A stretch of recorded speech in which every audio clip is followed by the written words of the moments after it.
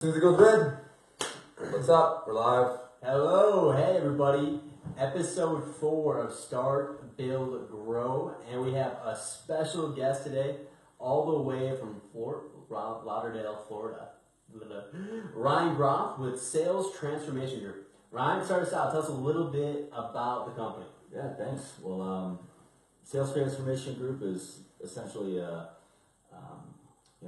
goal is to help, just get sales teams established and to improve poor closing rates once and for all is kind of our tagline. So we have an inside-out approach.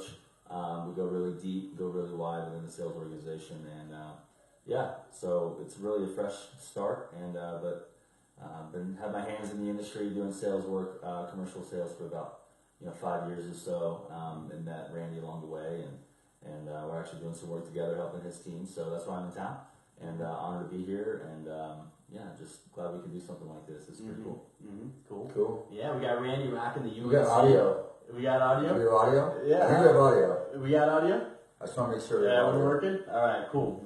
So, obviously a huge topic is sales, right? You need to have sales to have a successful business, right? Now, let's start out right here. You looked at and worked with so many different companies, right, in your time in the industry. What are some similarities you see with people who are winning with their sales team? Like, is there anything that's like, oh, it's this, and this that really stands out to you? Yeah, I think the biggest, one of the biggest things is, first of all, leadership is everything. You got to have somebody with vision, somebody who's it's like when you get a sales guy who's really good, it's like closing a deal. It's like bringing somebody to the family. So having that leader is really critical. The second thing that I think, other than a dynamic leadership, that I feel like is, pretty consistent, is kind of the notion that estimating a job is not sales. Like, the good sales organizations differentiate the estimation process with the sales process. People think that the only questions they need to ask are, do I have roof access? Is there, do I need to bring my ladder or not? And what's the job address? They think that that's how you sell. You go out there and spit out a price, and it's not. It's not sales. That's estimating. That's bidding. That's begging. That's quoting and hoping. And essentially, what happens is they get defaulted to this, to the prospect or the client's process, which is to lie, is to ask for unpaid consulting, to lie again, and then to leave, and not call you back. I like to say he gone, and then you call him and he gone again. And that's what I like to say is that process you always default. But sales is not estimating, and I think that's the first thing you got to think about is when you're estimating, you're giving a price. When you're selling, you're creating a relationship, you're adding value, and there's a lot that goes into that. But I think that's the first thing is debunking the lie that building a sales team is just people who can respond to my leads and give quotes better. That's not selling. That's a quote shop, and I think that's a huge first step. So Okay. So we're really going to go into how to build that successful sales team. But one question that I actually hear a lot over and over again now, and this is for both you guys, is should I hire somebody who has, for the sales position, who has previous roofing sales experience, or should I go with somebody who does not? Okay, I'll tee it up. Being in the business as long as I have, I've experienced both. Okay, and not to discredit it, I've actually had success with both. Yeah. I've also had epic failure with both. So I think the takeaway is if you're hiring people that are coming from other companies, you've got to start digging before you just hire somebody. Figure out why, because there could be a good person that's working for a bad company, and they just need a good, solid home to come work for, or it's a person that all they care about is the grass being greener on the other side. And I think that's prevalent in our industry where a lot of salesmen think the grass is greener on the other side, so someone comes out and offers them more money or promises the world, and they leave at the drop of a hat. So if you're hiring somebody, look around, do your research. Like, you can figure out a lot from how many places they've worked in the past, those sort of things. If a salesman has a history of working for a whole bunch of companies, is it the company? You know, it's called the retread. Those guys are the retreads. Yeah. You know, they're just kind of retreading around. They work for everybody. They tell a great story. They talk the talk. But you know, again, they're likely really good technical experts who are likable enough, right, to get in the door. Yeah. So I would probably not answer that as, you know, because I don't have the experience being the owner having that, but what I've consulted was certainly higher character, trained skill, and I don't care if you got a professional athlete who made it to Division One, you know, they're player of the year and they play professional. You put them in a sales role, they're not going to know how to sell. They're going to know how to work hard and be committed and motivated. They're going to know how to grind, and they're going to be a team player. But even then, they don't know how to sell. Selling is complex, and there's a lot of psychology. There's a lot of process that's required to be world class. Now, listen, you can have some motivated guys who are hungry, who want to feed their family. You kind of weigh the potential number that they can make in front of them, and they'll get excited because maybe the chapter of their life that's really valuable to them. They're going to run, and they're going to sell, and they're probably going to, you know, if you're a charismatic enough leader, they're going to be effective. But if you want world class, that's a whole nother game. Let's talk about that game. Let me interrupt you for a sec. Watch on there. We got to try. I'm going to make an adjustment to the sound and see if we can get a better situation here. Audio. Let me make sure. How are we doing there? Turn this off. How's that? Hopefully that's better. It was working before though? Yeah, it was working before. Okay. Sorry guys, we're just going to make the adjustment. I just want to make sure we have really good quality sound here for you. Boom, that sounds great. Better? Great. All right, cool. We got some people. 6. Yeah. Hello everyone. Nick, maybe he'll check it out and say hi. I can't see it on the Mevo. What's up guys? But we got some some people watching. Go ahead and announce yourself. Throw comments in there. If you got a question, feel free to throw it in there because we would love to get the second half of this as questions and just be able to field questions for you guys. We got Ryan here. He's an expert when it comes to building sales teams, dynamic sales teams. I mean, I don't want to toot this guy's horn, but I mean, he creates sales guys and sales teams that do numbers that we can't even imagine. I mean, they do a lot of commercial work. And it's amazing when you get around and you learn from companies that have 30, 40, 50, $100 million roofing companies. He's worked hand in hand with that level of roofing companies. So feel free to take advantage of this opportunity. This is only for the Roofing Academy members. Like if you're a friend of the Roofing Academy, that's the only thing we're projecting this on. So this is for Roofing Academy guys and girls. If you have a question, feel free to fire away and we'll do what we can to answer that. Yep. All right, so let's go back into that then, Ryan. All right, so you kind of talked about, you know, like the hustler, right? The guy who might be motivated by money, whatever it might be, and is going to hit the ground running. But then we kind of turn the conversation to world class. Yeah. How do you find or do you build a world class salesman? Yeah, so there's a lot of, you know, layers to making somebody world class, but obviously like desire to have sales success is key because if they don't have that, then they're not going to make any change. And if they don't have a commitment to change, that means they'll do whatever it takes. That's as long as it's, you know, more.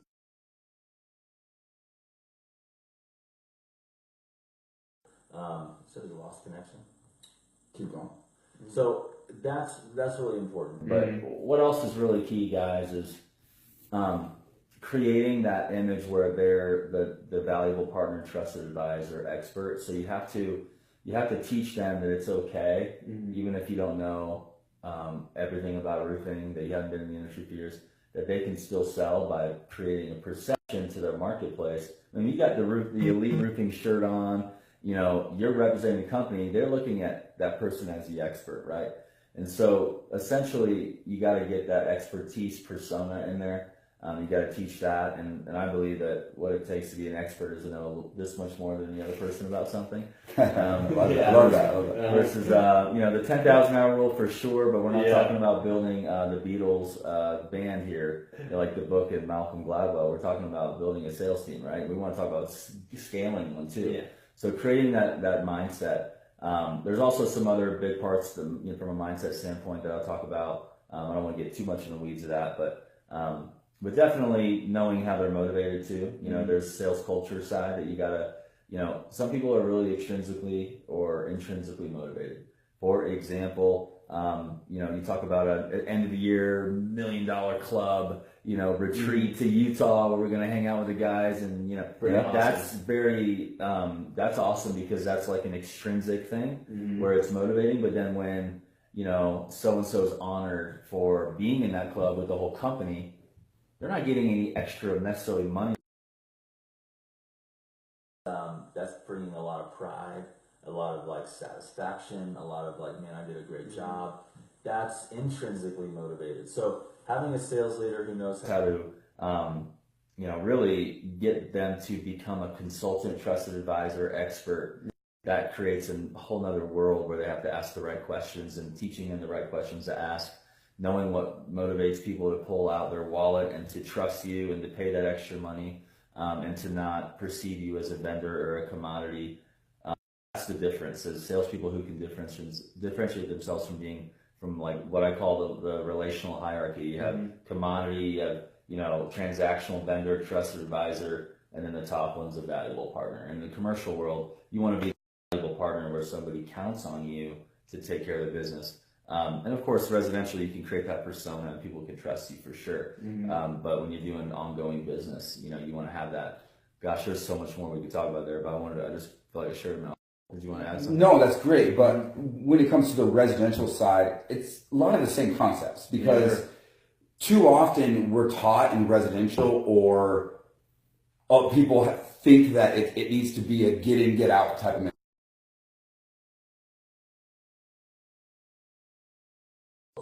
It's like, why would you do something like that? Right. How are you going to really build a relationship and close somebody in 15 minutes or 20 minutes or 13 seconds, 20 seconds? Like, I can't wrap my mind around that, because I believe that if you really believe in your product and you really want to actually sell a great product, there's a relationship built before that product, before that exchange of money, that exchange of contract actually happens. So on the residential side, we need to be thinking about building relationships too. Great. And this goes back to waiting tables, right? I bet you, hey, let's see some comments. Anybody wait tables? Raise up hands. Who's waited tables in their day, right? Definitely. That's where I got my sales start, waiting tables, okay? When you're waiting tables, you have about 10 seconds to make an impression on that person. Yeah. The first 10 seconds when you address a table determines your ticket. Yeah. I used to have that mentality. So like, how do you impress on somebody in 10 seconds, 15 seconds, 30 seconds? Yeah. That lays the seed and sets the foundation of the hour-long relationship you're going to have with somebody waiting tables. Right. Roofing's the same thing. Yep. You got to set that tone, make that impression early, and then build on that throughout the process. And then when it comes down to closing that deal, now you're just friends doing business. Yeah. You're not a high-pressure used car salesman trying to sell roofs. And Sales, we got to get that mentality out of our industry. Sales is when the person on the other side of the table feels like they're walking away with a good deal, and you feel like you're adding value, and they're like, everyone's happy. Like, that's sales, man. Like, sales is not about like just making. You don't want to leave that bad taste. I mean, people are too savvy these days, but nonetheless, let me say this: sales can be one of the most rewarding, one of the most amazing jobs ever. And most people don't grow up thinking, I want to be a salesman, do they? No. They grow up like, I want to be an astronaut, I want to be a football player, baseball player. I want to be, I want to be, drive race cars. But sales is like that default career where, they're now finding themselves saying, damn, I got to like work. I got to find a way. But let me tell you, there is also not a way that you want to make that kind of money. That's why people do it. But B, there's not one that creates the kind of circumstances day in and day out that shapes the character. And with the right kind of leadership and with the right kind of culture, you can create a really satisfying career out of sales. And it's a lot of fun because it's all about people. Well, on top of that, talk about the money, the straight up sales aspect, compared to other careers. In my mind, when I'm training sales guys or hiring sales guys, what other career do you really get out of it what you put into it? From a financial perspective, from a growth perspective, from a development perspective. Yeah. You know, we're conditioned to go get a degree, we learn something, we figure out a trade, we go into an industry, and we're conditioned to work as hard as we can, and eventually we might get a raise. Eventually we might get paid what we're worth. Sales is the only thing that you can do in life where instantly you can get out of it what you put into it. And the more you put into it, the better you get, the more invest in yourself, and the more you hone your skills and master your sales craft, the more money you make, the better life you have, and the more impact you have on the people around you. Great. You can learn how to sell. You'll never ever go to bed hungry. No. Not just that. Sales is everybody needs to be sold. If you're a CEO who's founding a company trying to get funding, you're selling. If you're trying to get married and you want this girl to say yes, or you're selling. If you're trying to get your son or daughter to follow the instructions, you're selling. Like you are everything is sales. Like influence is, but at the end of the day, sales is way more than just like selling roofs. If we can unpack the stuff that goes on in between the ears and in the heart, and then the extrinsic things that take place, obviously with the market, with the business model. Randy, how would Elite be without a good sales team? It wouldn't be in existence. Sales is everything. It's the oxygen of your business. 100%. It's the oxygen. I love when you said that. Okay, so I got a question here. So I started my career in outside sales, right? And when I was the most successful was when I was connecting with the top dogs in the company, right? When I was talking with them on the phone or whatever it might be, right? Figuring out their strategies and stuff like that. Now, sales can be somewhat of a solo journey, right? How do you make sure you're not working on just a salesperson, but a sales team, and getting these guys to actually collaborate and push each other and challenge each other and help each other grow with the company? All right, so you're asking, like, as an owner or sales manager, how do you create the team and the collaboration, and take out them being isolated on their own little islands? Yeah. Okay. Why don't you answer that, sir? Starts with culture, baby. Hey guys, you know this. I'm all about culture. I preach culture, and it starts with culture. Okay, now let me put some context to that. One, it starts with me, the owner, you, the sales manager, whoever, is in charge of this thing. But the key to it is you got to, one, figure out what you need, what you want that culture to be based on your value system. And then you got to hire and develop people that fit within that value system. You can't put a ball into a square hole. Okay, and what happens is oftentimes we hire people because they have a pulse, they have the physical ability to climb a ladder, and they used to sell for somebody else doing some sort of sales experience. Correct. That's our criteria for hiring roofing salesmen. Right. It doesn't work for long-term, big picture development. Turnover. So you'll find our sales team is a team. It blows me away, and I have conversations with other roofers about this, and I had a conversation over the last weekend at the Platinum Conference, and it really stuck out with me. This company, they brought their top salesman with them, and the salesman, great guy, great, he's gonna kill it. He does great, he sells a lot, but he was all about beating the other guys and not helping them. He's like, this is, and I think that was a culture thing. It's one of those you got to establish the culture first of working together as a team, helping each other grow, and you'll see everybody rise. You don't need 30 guys to do $10 million. You don't need 20 guys to do $10 million. A good sales program, a good training program, you need 10 guys to do $10 million. And it's a lot easier to get 10 guys around a coffee table, get 10 guys into a van to Utah, and play a poker game with 10 guys and hang out and build that culture. Because the culture is built outside of the house, outside of the sales room.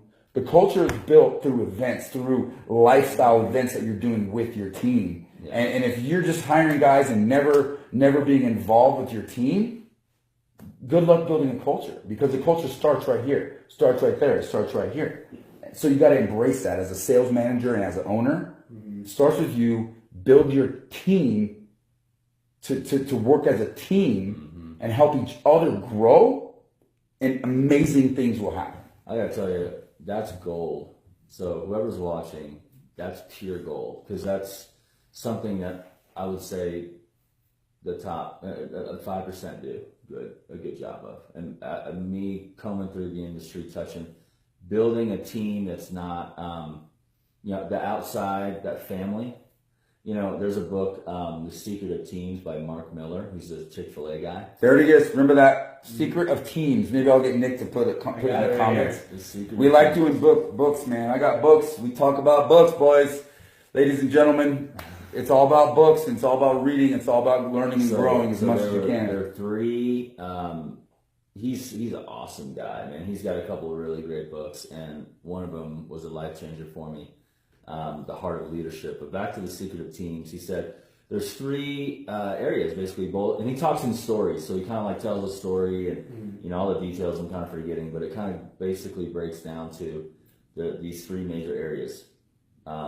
Talent, right? So bringing in talent, training, having a culture of constant states of improvement, and family.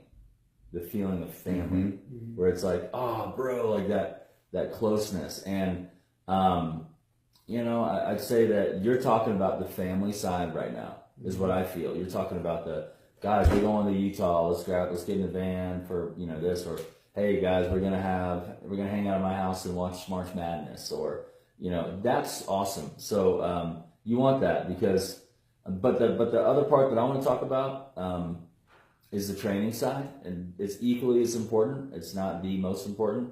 All right, with the family, I got a good thought on that for you. Yeah.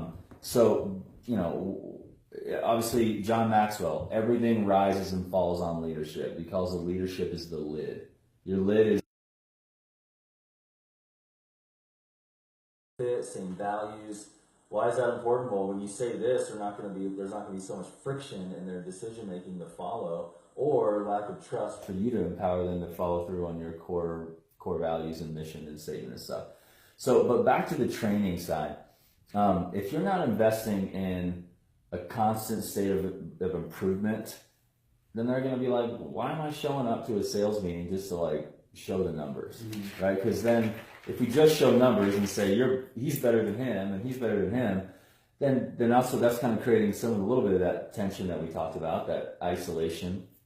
Although I think it's good when guys want to, beat other people, and because they're motivated or inspired by how good they are, right? That's all good. But if we have a safe place for people to make mistakes with best practices, like how to build rapport, right?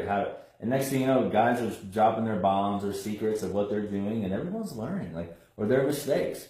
What's the best way to learn, right? Is to fail, right? And so you come back and what's our screw up of the week? Gosh, I went in there and they said they can, they started showing me the leak, and I went like a zombie, ooh, where's the leak? I didn't ask any of my questions. I didn't stop. I didn't do anything. Yeah, I typically would have done. Yeah. And just bringing up the screw up of the week, I love it. I'm going to add to that, man, because I learned that from him a few years ago. And in one of his, I went and sat in one of his sales meetings, and the whole team, they did the fail of the week. Yeah. Or the screw up of the week. I turned it to the fail of the week or whatever. But I think it's in multipliers. In all of, I think it might be in multipliers too. Yeah. There's another book for you, man. You're getting all this is gold right here. There's 3 of you guys watching live, changing lives here. The fail of the week. We do this in every meeting we have. Our staff meetings, our sales meetings. At the end of the meeting, we could do the high-low thing. You talk about your high of the week, your low of the week, but we actually call it the fail of the week. What's the biggest mistake you made this week? And we do it as a group. The learning that happens from talking about your failures is exponential than talking about how much you sold, how big your paycheck was, the new rims you bought for your truck.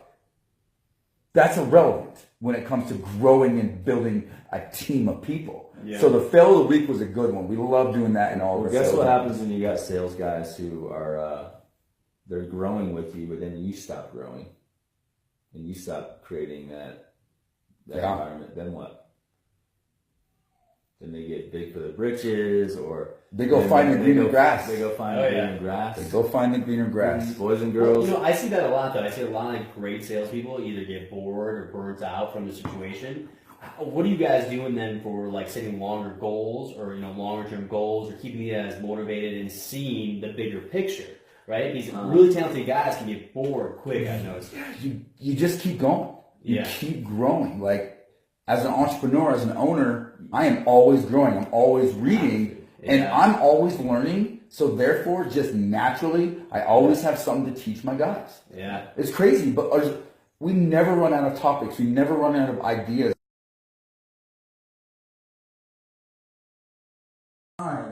And I analyze, what have I learned that week? What can I apply to what's going on with the business right now? Yeah. What can we do?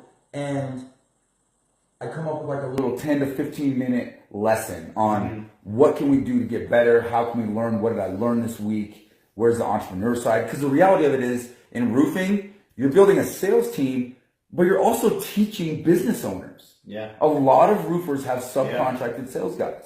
Treat them like business partners. Don't treat them like salesmen. If you treat them like business partners, there's a different level of expectation from each other, and you can learn on, like you talked about earlier, on the equal playing field. You're sitting level. Your salesmen aren't sitting beneath you as a sales manager. You are level. You are contributing to this relationship and to the growth of both businesses equally. Yeah. We set those expectations up front. And I hire a sales guy, salesman, saleswoman, salesperson. I set that right away. I tell them right away, you don't work for me. We're partners. And there's going to be expectations. Yeah. Your expectation of me is to stand behind my brand reputation, build my brand reputation, and build a damn good roof. My expectation of you is to represent that brand, communicate with your clients, and collect checks. Set that expectation up front. Yeah. And it sets the tone for the relationship that you have with your team. And that employee subordinate type of relationship. I like that a lot. Okay, so I want to take this in a little bit different direction. Obviously, still stay on the topic of sales, but now let's go into specifically the commercial side. Right, you see a lot of people that are like, hey, I got a good residential business going. I want to start dipping into and going deeper into the commercial side. Right, so what's the process of taking your residential? What's up, Daniel? What's up, dude? Congrats. My bro, where's my book, bro? I see my dude Daniel on there. Yeah, right. I just want to say hi. The Savage Grind. Check it out, guys. From Average to Savage just came out like 2 weeks ago. My dude, Daniel Joseph. It's a good book. I'm waiting on mine. That's We're going to get it. Title. And here's my book. Obviously, I'm going to throw that in there for you. You guys can check that out. Start it, build it, grow it. Yeah. We like to get random in this place. So he's actually got a question too. So he was asking about door knocking. All right, door knocking, Facebook ads, or lead generation SEO. So I guess that kind of goes hand in hand, right? So you got to be doing something to generate those leads. Do you guys have any preferences on what you guys use for that? All of the above. D, all of the above. Eh? D. I choose D. All the. Marketing. I agree. There's not one channel. Yeah. And the beauty about social media is, regardless of what size company you are, do it yourself. It's free. Okay? Facebook ads, it's like $10 to reach 500 people. If you're specific with that, you can make your own videos. Right now, we're making a live video. We're going to use this video for marketing. We're going to take tidbits from the video and show you guys little pieces. It's costing us nothing. Yeah. It may cost me a couple $100 to put it out there. I'm telling you the reality of it. Okay? SEO, you got to do it. SEO, like search engine optimization, is the number one thing you got to do. And it takes time. It takes time. So you have to get started right now. At least a year, and then you're like there finally. But here's what happens, and this is our market. Nick's the marketing. He owns a marketing company, and the SEO thing is hard. It's a hard sell because people are just starting out. They're on limited budgets, right? They don't have a whole lot of money to work with. They know they need a website. They know they got to market. So the natural question is, how do I get leads as fast as I possibly can for as cheap as I possibly can? Yeah. And that's a valid question. You got to do that. Knock doors. It's free. That's the way to do that. Yep. Either way, you got to at least invest in your website and you make sure that website is optimized. You can go teach yourself on YouTube how to build a website. Right. You can pay $20, spend a few hours building one, but that's not going to rank. It's not going to get ranked on Google. So you have to have search engine optimization. Right. It takes time. And it's not cheap, like you're saying, though, right? So in the beginning, if you really need to get stuff going and start getting some revenue in the door, right, build up that website, build up all your directory pages. Always, right? Google, Yelp, Facebook, build all that stuff out, right? And then start getting those reviews on, maybe do the door knocking in the beginning, and then once you have a little bit of cash flow coming in, start investing in that SEO and making sure that that's one of your priorities. Because just like you're saying, it takes a lot of time, right? So when people are like, I need leads and I need leads now, that's not going to happen, right? You need to be unless you pay for them. Oh, yeah, and if a marketing person tells you that's going to happen right away, though, with this SEO lead generation service, they're lying.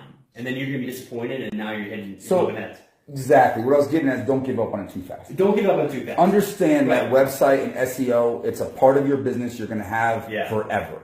So figure out a budget, and as you grow, increase that budget. And if you've been burned in the past, too, don't let that take you away from going back to and using a different company, right? Yeah. And like you're saying, use Facebook advertising for lead generation for a cheaper lead generation cost in the beginning, too. Yeah. And then go hand in hand with that. Absolutely. And then obviously door knocking, that's freest, cheapest way to do it. You can go knock doors and sell roofs, right? Yeah. But the branding, you got to work on your branding, and the social media thing's free, website, SEO, all that stuff's great. It works. But if you were to, I guess, start with one, right? We're just starting out. I would probably, aside from door knocking, I would probably go social. I'd go social. And the reason is paid social. I would go paid social. Throw a few bucks into paid social because it's a lot cheaper than SEO. It's a lot cheaper than AdWords. However, have a website. Get your first customer to write you a review on that website. Take that review, repost it on your social media site, and boost that. Yeah. You boosted one review on Facebook. They may not know that you only have one review on Google. But they see that you have a 5-star review and that somebody out there likes your service. It's a great way to get started. Also, don't be afraid to put out raw content, right? Don't be afraid to get in front of the camera and post out something that's raw, that you think could be beneficial to clients or that tells a story about your business. To start doing it. Get in the habit of doing it and become more organic. But we've got a couple more. Let's check out some of the other questions we got. We've got some comments saying people that they really like what's going on and whatnot, but I think Danny asked another one about the sales team right in there. What's a good roof sales platform? Oh, there we go. Hey, you teed me up, brother. Yeah. Thank you. Appreciate that. I don't know if you guys saw the Lightspeed little short clip video I posted the other day, but we're working on it. I have it.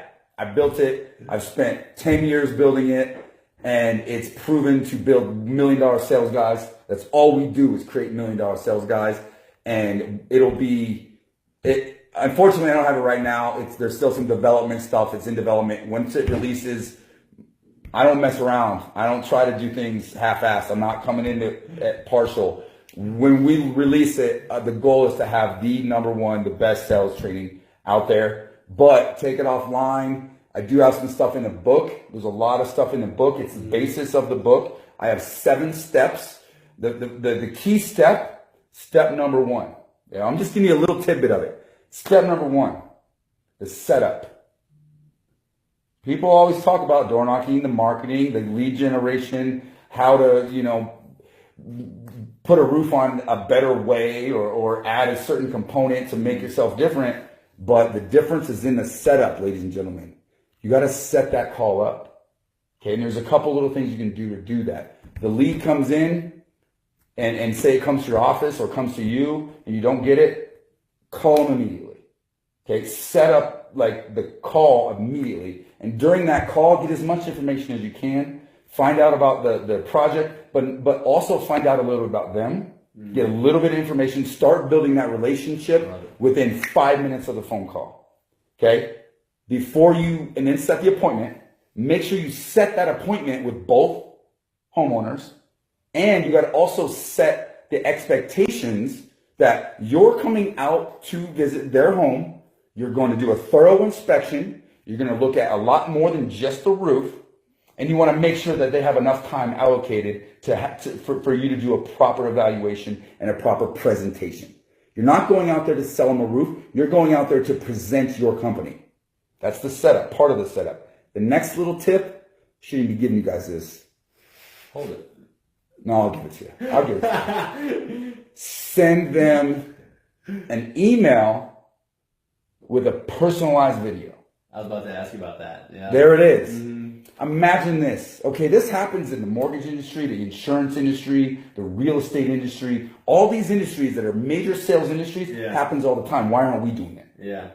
How hard is it for me to say, hey, Mr. Jones, I'm really looking forward to coming to meet you next Saturday at 9. I want to make sure that you and your husband are there and available for me to be there. And here's a couple of links so you can go ahead and check out some of our some of the products we offer as a company. Again, next Saturday at 9, I will be there a few minutes early. Thank you very much. Something like that. I was just off the top. But That's great. I mean, how powerful is that? When one, they know you before you can get there. 2, you've given them a link to where they can Google you and look at your online reviews. A trained monkey can sell a roof if you set it up right. Step 1, guys, it's all in the setup. Set up the call, set the job up, set yourself up for success. Take that back a notch as an owner. Build a brand that makes it a lot easier to set up. 100%. So I do want to make sure we're diving into specifically the commercial side now. Okay. Now let's say we do have that company is well established, has a good brand built up. They have a solid sales team who's never done commercial sales. What's step 1 to get these guys to be successful in commercial sales now? Can I take this one? Yeah, buddy, this is all you. This is what we did today. Yeah. We spent a few hours today on this exact topic with my sales team. This is real time, guys. Real time development. Yeah, love it. So you want me to talk some of the? Let's do it, man. Go in deep. It's. Can I do want to say strategically, I would say this: if you're Safari, it's basically setting up a commercial department to start. I would lead with a service department. So I would say start with that because service is a low barrier to entry to your clients. You're not having to worry about the risk, the overhead, the bond, all the risks that are associated with larger jobs. One, we're all about relationships, so you want to build relationships. So you start with service, which is easier entry, right? Low barrier to entry. You don't need. You just got in the margins are great, so you can make cash pretty quick. And then guess what happens when you do a good job servicing somebody, and then it's time to replace the roof. You're getting that job. You're getting that job. What happens? Put your energy into the $2,000 service, guys. Yes. Everyone thinks it's the hot button. I mean, there's programs out there selling commercial sales, go knock doors and make $1 million every day. Why not focus on a $2,000 job? Because the $2,000 job, that's what leads to the $1 million job. Let me tell you right now. Okay. Back up. The antithesis of building the sales is new construction, commercial new construction. That's the total opposite, right? No. Now you're a bid shop. Now you're bidding. You're dealing with professional buyers. They beat you up on price because they're trying to. That's the opposite. So when I say building commercial, start with a sales organization which is relational, right? There are GCs who are relational and they don't want to be to beat you up, but 65-70% of your general contractors are going to be price driven. The others are going to be higher level, but you have to build it to earn that level of trust because there's a lot of more complicated work. So don't go down that trap. go into service, lead with service. My best, clients that I've ever worked with, as service goes, everything goes. And year over year, 20% of their revenues in commercial sales revenues were service, 80% were construction jobs, and 40% of their gross profit margin came from service, and the rest from re-roof. And you lead with service. Here's what you are. You're a professional, relationship-based service organization that happens to do re-roof projects. We talked about today. Literally, when we were talking to our sales team today, and some of the things that helped change the dynamic of our sales team was when, a few years back, I walked in and I was like, I straight up told my sales team, we are no longer a roofing company. Yeah. What? We are a sales company that happens to be pretty badass at putting on roofs. It's a mindset. Yeah. It's a mindset thing. So that's what I was going to get at with the answer to your question is, how do you start? Start with yourself. Do a deep dive on yourself. Do a deep dive on your sales team. Mm-hmm. There's a number of different things you can do there. And here's another piece of advice that it's in the book as well. Assessment tests, guys. You can get a DISC assessment test. And you can spend $20 on an assessment test. You can spend $500. Trust me, I know. But the $20 assessment test is still going to give you a great basis for understanding like who you are and what your actual talent and skill level is in sales. Yeah. You don't want a very passive person that's not aggressive and not hungry and not willing to go out and hunt every day selling roofs. Yeah. So why do we just hire anybody with a pulse and a ladder? Yeah. Yeah. Okay, and here's another little tip on that. DISC assessment test. DISC. Just Google it. There's a million of them out there. And what you're looking for with sales guys, I'll give you even more. This is gold right here. Yeah, but this isn't I know, but you'd be surprised. High D, high I is what you're this looking guy for. for years. Now I'm moved into. He's moved on. We're talking about getting started here. This is the focus on starting out, and you don't have enough money to spend thousands of dollars on assessment. Who are you building relationships with on the commercial side? Who are those key players or influencers that you need to make sure you're networking with and building relationships By the with? way, I feel like this is way too good of content to continue too much longer. We're We're going to have to cut it off here, guys. We're going to cut it off here. This is flowing good, but well, let me ask you this: like, who can write a check on a commercial project? You know the answer to that? Tell me who. Well, the owner of the building. Yeah. So I would say primarily, enough, I guess. you want to work just like the homeowner, right? Yeah. But they just have a bigger property.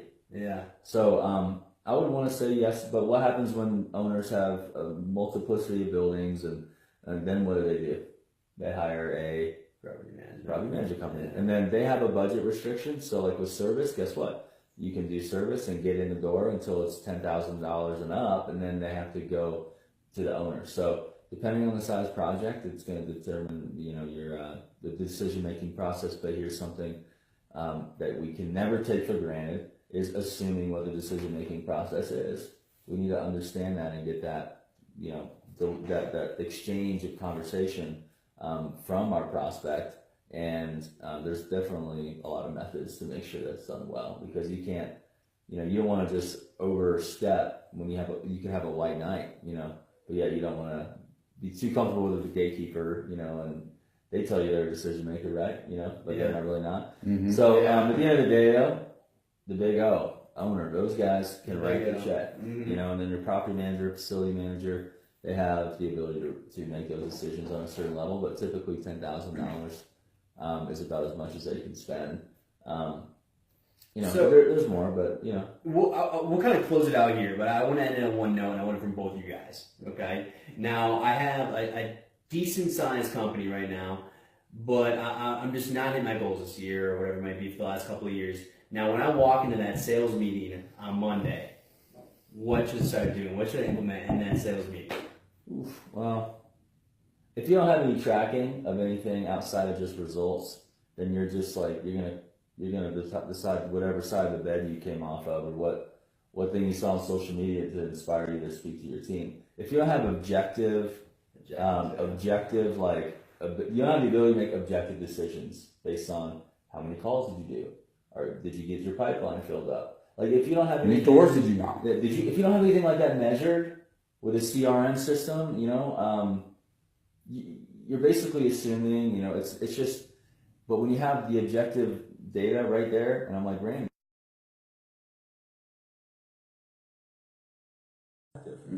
Versus, me saying, damn, Randy, let's go. You want that car or what? Yeah, right. Like, come on, at the end of the day, leadership is about coaching and developing. So, the iron fist, that doesn't work. Like, obviously motivation helps, but fear-based motivation is temporary, it never lasts, right? So, at the end of the day, you want to make an individual success story as somebody, and if you don't have something objective to be able to really coach with, then I think you're, then that could be a dangerous, that meaning, right? Yeah. Meeting our goals. What are you going to? First thing you're going to do? First thing I'll do is let's look at game film, right? Every NFL team is going to look at game That's film. exactly what I was going to say. If you like can't that. track it, you can't measure it, you can't improve on Manage it. Yeah, you can't get You better. can't get better. Yeah. So Monday morning, go into your sales meeting. Mm-hmm. Well, actually, it's before Monday morning. Yeah. And again, it'll be in my program, in the Roofing Academy program as well. I'm not trying to sell here. We're just giving away information. But we have what's called a sales team goal tracker. Yeah. We track our sales team on 7 different metrics. How do I say that? Metrics. Seriously, 7 different things. It's not just selling versus leads. Yeah. And that's not even a real closing ratio anyways. Yeah. We track efficiency, we track percent to goal, we track weekly goals, we track, and I'll close with this, and this is directly from my man Ryan. It's about measuring your actions, right? It's what actions are you taking every week that are directly correlated or that can directly set you up to reach those sales goals that you're trying to accomplish. Mm-hmm.